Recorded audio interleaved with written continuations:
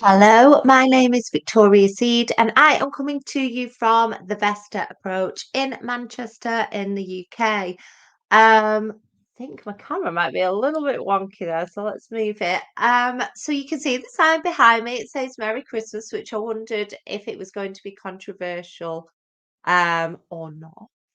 However, I looked up the meaning behind Merry Christmas and Happy Christmas, and apparently, the higher classes in society, go back in the day, used to kind of took on the wording of Happy Christmas, and then the lower classes took on Merry Christmas. So it doesn't mean getting tipsy. So I thought, I'm gonna leave my sign up and that's okay, and everyone should be all right with it. So it's all relevant this because we are now moving into the Christmas period. So whether you celebrate Christmas or not, most people have time off work, regardless. And school and everything else. And that means we are going to be spending a little bit more family time with each other and the people around us, which inevitably could mean that our loved ones may increase their drinking and drug taking behaviors. So I thought it was really appropriate timing to start thinking about what we can put in place now for a calmer Christmas. And that is exactly what we are going to be talking about. So, as usual, if you have any comments, thoughts, feelings, and reflections, drop them in the comments on whatever social media channel you're in. And I do have a freebie at vestaapproach.co.uk with all my top 10 tips. So check that out. But if you're not in my Facebook community, Not My Addiction, and you are a business or professional woman or you are retired, please head over there. It's a lovely group full of women just like you who are living with a loved one's addiction. So just type into the search Not My Addiction and you will find that group. Okay, so let's get going with this. Strategy number one: boundaries, boundaries, and more boundaries. So, how do we set boundaries? We set boundaries around what we want around us. And that's really important. So use that I language. I feel this is what I need. Over Christmas, I don't want drinking around me, that kind of thing. So get your pen and paper, write down all of the things that you want around you, and make it about what you need, not about the behavior that you want the other person to do. Because when you say, you need to do this, you need to do that, you do this or else, you're not really going to get anywhere. So set your boundaries now, now, now.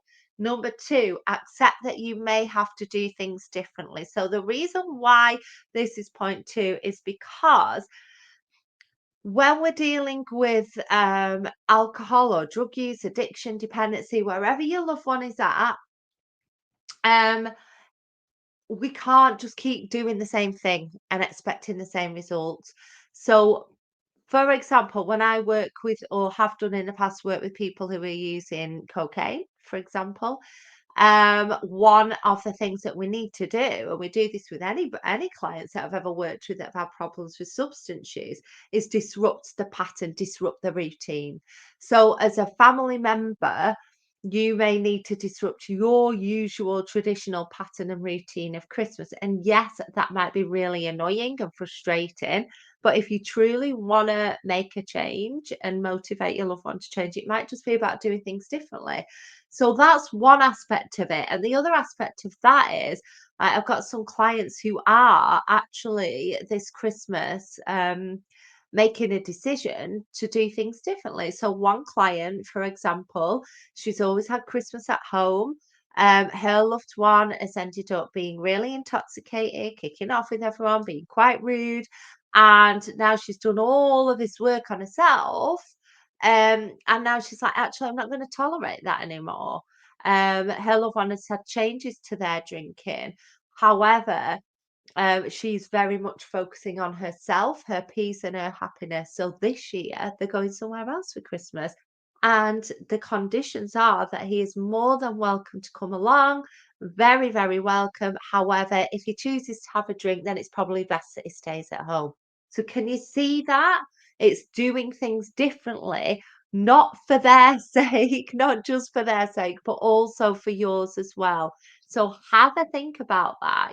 Is your Christmas, overtaken by your loved one's substance use? If it is, what can you do differently? Write it down.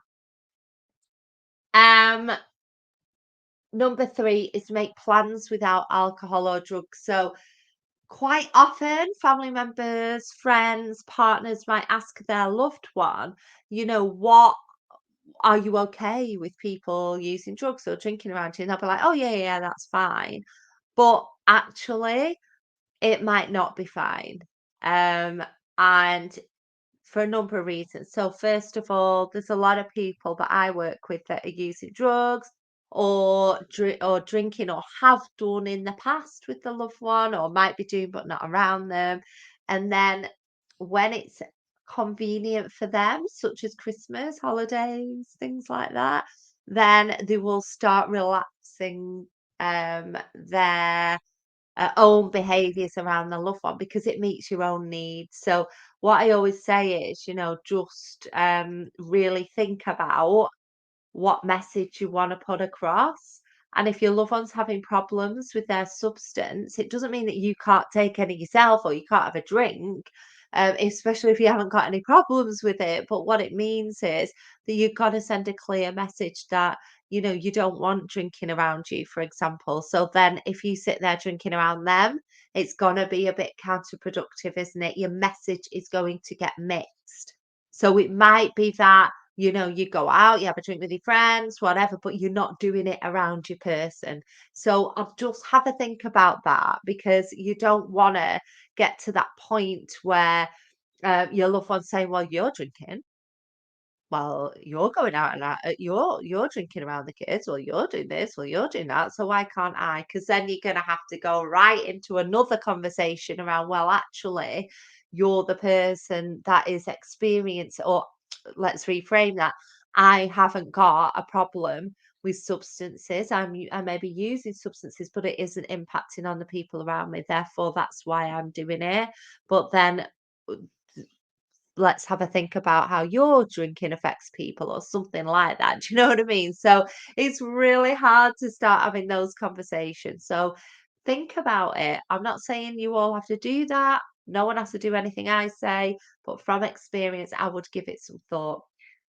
Number four, communicate your needs and ask what their needs are. So while you're setting your boundaries, you've got to communicate them as well. So, I feel sad when, Christmases have been ruined in the past. In future, this Christmas, I'd really like it if we just didn't drink. And, around the children or during the day or whatever your boundary is. But then, we're in relationship with other people, so they need their say as well. So say, I mean, what do you think? What do you want Christmas to look like this year?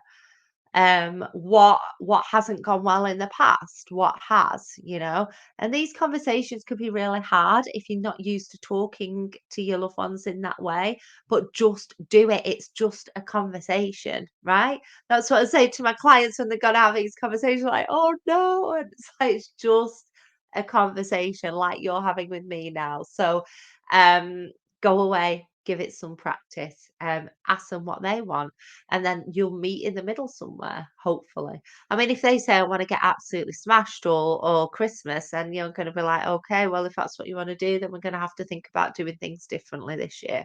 Okay. Number five, offer help and support. So the 6 weeks, just under 6 weeks till Christmas now.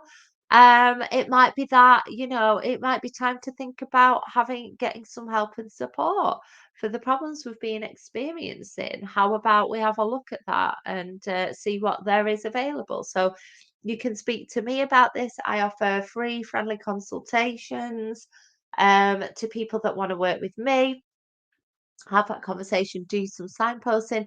I offer for my clients' loved ones to have a conversation with me. So one of my clients' loved ones, I've booked in with them this week because they're not speaking to my client, but they're happy to speak to me.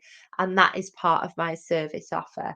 And then I can signpost them into appropriate support services because the family members are my clients. So I wouldn't personally work with the person using substances as well. There will be too much conflict of interest there. Number 6, you might have to face facts that you might have to leave them to it. So, if you've done all of this planning, your boundaries are broken, and things are going the way they have before or in a direction that you don't want them to go in on the run up to Christmas, you may have to talk about the consequences of that and what your actions are going to be if that's the case, not as a punishment, always with kindness, care, and compassion, but around the fact that you just can't have a year like you have before, or you're preempting that this might be happening, and you really need to talk about that because that can't happen. And if they're not making any changes, which is hard when you're on your own and you haven't got support, then you might have to think about what it's going to look like without your loved one being with you, or being with you for part of the day, or going out and meeting them and coming away, or whatever it is you can do. So think about all of those dynamics and put a plan in place. And I'd love to hear it. So drop me a message, let me know your plan. And I'm happy to book in a friendly chat with anybody who needs it. Take care. And again, if you're not in there already, please pop over to my Facebook group, Not My Addiction. I would love to see you in there, and I will see you next week. Bye.